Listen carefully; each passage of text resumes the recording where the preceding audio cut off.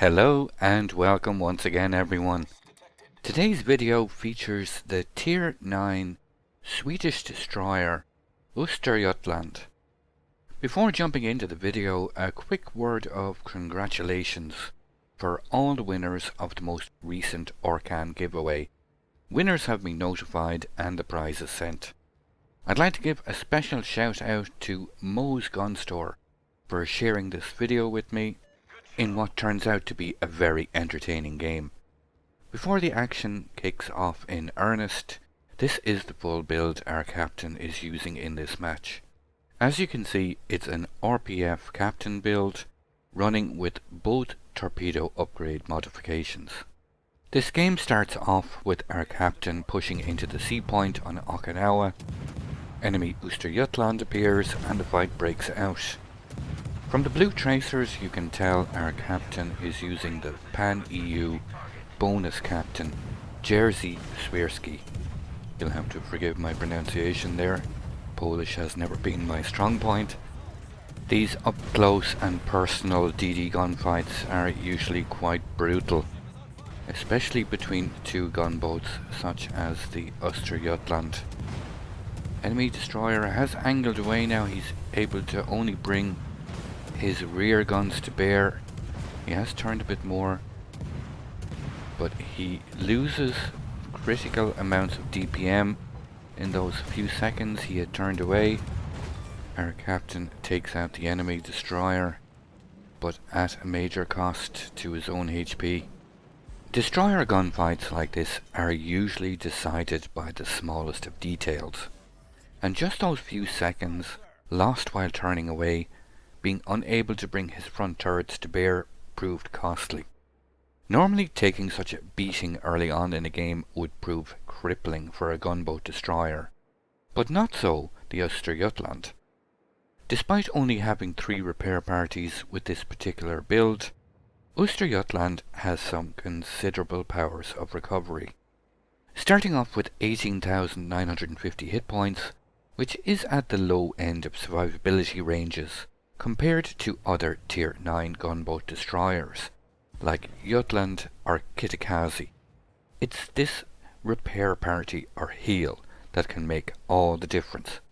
In previous videos covering the lower tiers, I've been alternating between these two builds, a superintendent build and this RPF build, both of which are really quite strong and suit these Swedish or Pan-EU destroyers well. With the sea point secured, our captain can go in search of his next target. The enemy Jean Bart is already on fire, and our captain can cleverly use the island here to stealth fire.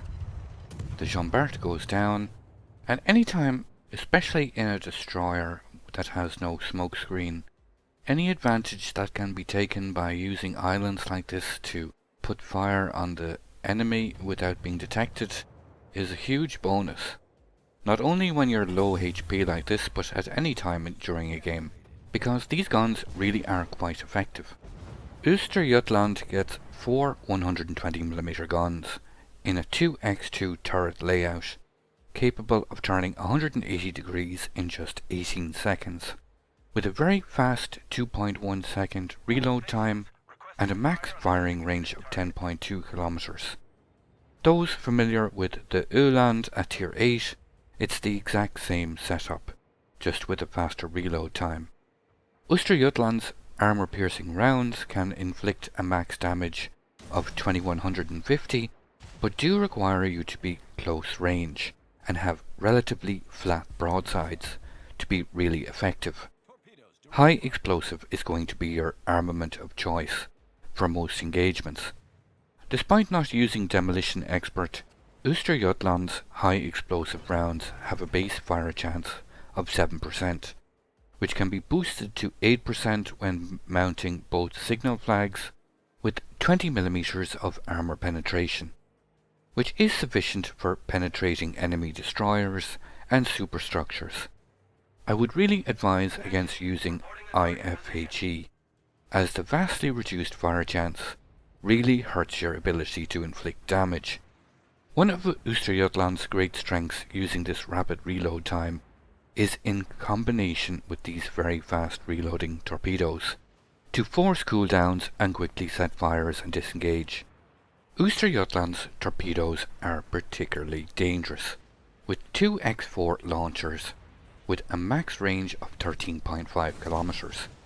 And with this build using both torpedo upgrades, a torpedo speed of 90 knots and a reload time of 85 seconds. Having come from the Halland, these upgrades are very useful indeed. An extra 1.5 kilometers in range and 14 knots in torpedo speed, which both represent significant improvements. When playing high tiers, you'll be regularly faced with long-range Russian radar at 12 kilometers, meaning you can even engage these targets from the relative safety of being outside their radar detection range. And this increased torpedo speed means intended targets have even less reaction time to avoid them. They inflict the exact same damage as the Halland's torpedoes at 10,700, but it's the extra range and speed that add to their lethality. More hits means more floodings, and more floodings means more opportunities to quickly set fires when said floodings are repaired. And this combination of being able to force damage controls onto cooldown quite a lot makes Östergötland, even with low HP, quite a force to be reckoned with. As often happens on Okinawa with these two large islands in the middle, both teams are now in a standoff situation. But the enemy team holds a significant advantage.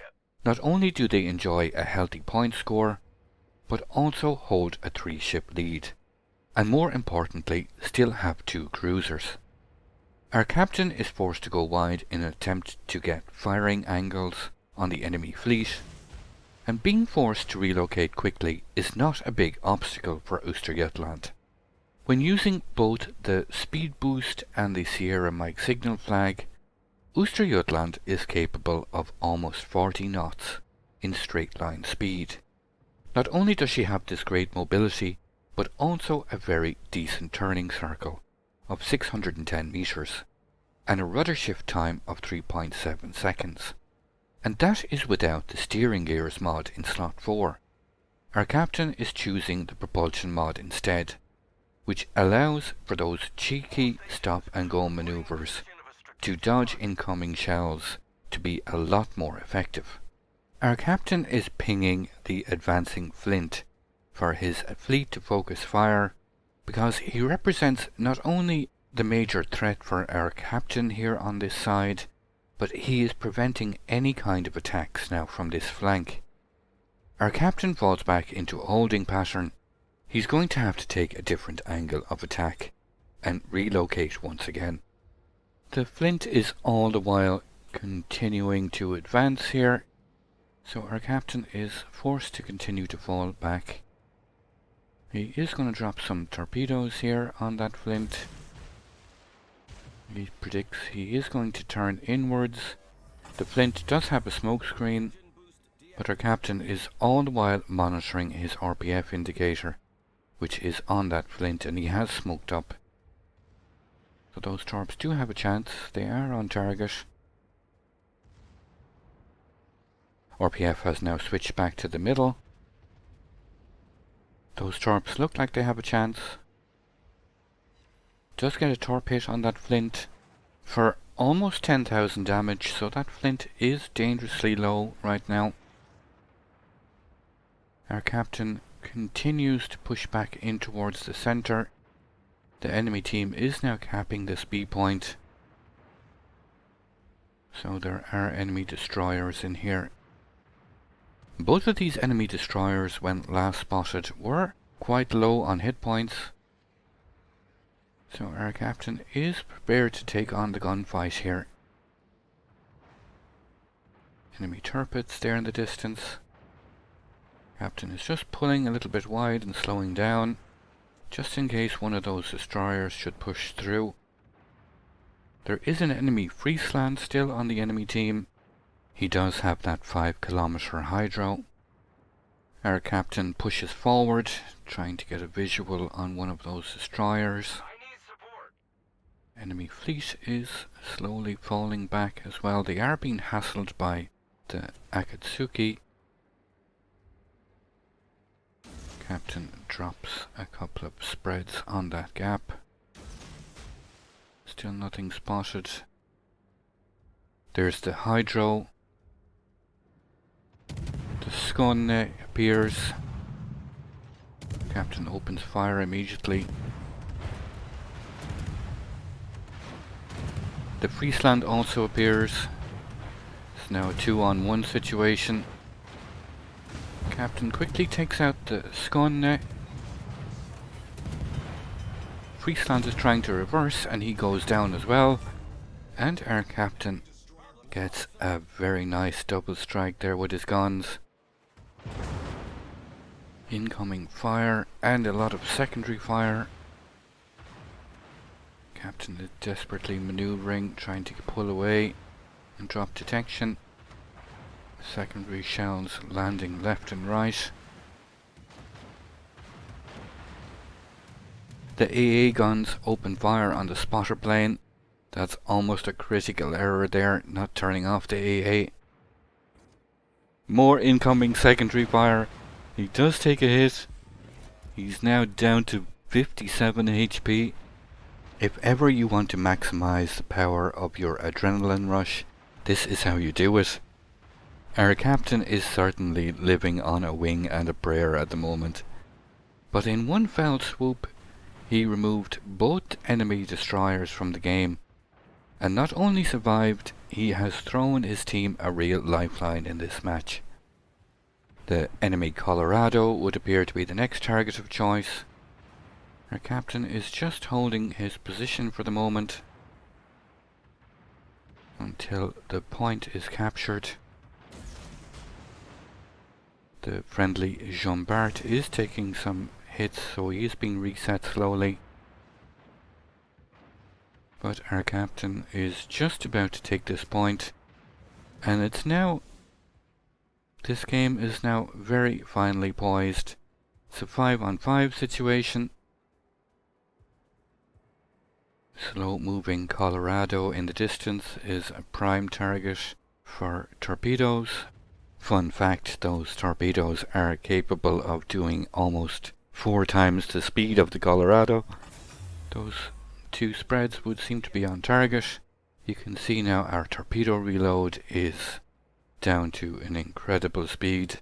They're almost reloaded and they haven't even hit their target yet. Lands 1 on the Colorado, but no flooding unfortunately. But these torpedoes are up, reloaded and ready to go again. That enemy Flint is in its smokescreen. He's still firing on the capture point there in the middle. Our captain starts to close the distance. Our captain is looking for his next victim. The Massachusetts takes out the Colorado, and for the first time our captain's team takes the lead in this match. And from the most unlikely of starts, if you can remember, our captain was down to very low HP right after the start of this game. The enemy Flint is spotted. He's under 1000 HP. Captain rotates around, using the island as cover against the turrets, waiting for his guns to turn. Opens fire on the Flint.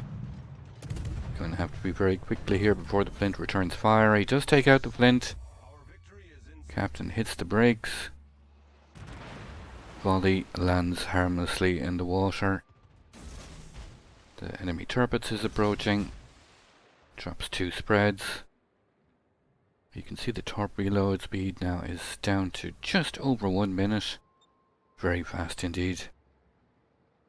max adrenaline rush and using this captain's bonus to adrenaline rush. These torpedoes are looking spot on target. Manages to get 5. Activates the torpedo reload expert bonus. That gives an additional bonus to the reload speed of the torpedoes. The Torpedo is the only remaining ship now. He's quite low. Can our captain secure the most unlikeliest of Krakens? Does set the Torpedoes on fire. And secures the Kraken Unleashed from the most unlikely of positions. Additional achievements: Double Strike, Dreadnought and Top XP Earner. I'd like to thank you once again all for watching. Don't forget to like, share and subscribe for more. Take a moment to check out some of my most recent videos and leave a comment below. And until the next time, keep sailing it like you stole it.